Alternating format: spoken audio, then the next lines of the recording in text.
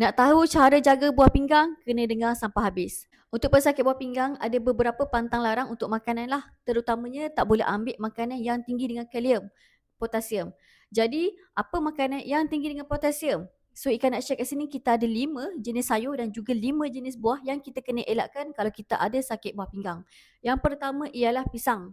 Kedua ialah buah avokado. Yang ketiga ialah kurma. Tak kisahlah kurma tu jenis basah ke, jenis kering ke, semua jenis kurma pun tak boleh ambil. Yang keempat, buah mangga. Yang kelima, buah delima. Apa 5 jenis sayur-sayuran yang tinggi dengan potasium? Yang pertama ialah kacang.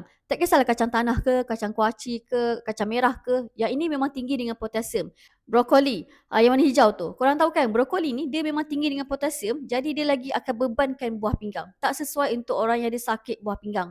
Yang ketiga, sayur bayam. Sayur bayam tu lagilah kena elakkan. 4, ubi. Ubi keledek, ubi keladi, ubi kentang. Yang ni memang tak boleh ambil kalau kita ni ada sakit buah pinggang. Terakhir, cendawan. Cendawan kan sedap kan? So, yang ini memang paling-paling kena elakkan. Sebab cendawan ni tinggi dengan potasium. Ini adalah 5 jenis sayur dan juga 5 jenis buah yang kita kena elakkan untuk jaga buah pinggang. Kalau nak tahu lagi info, boleh komen nak dekat bawah.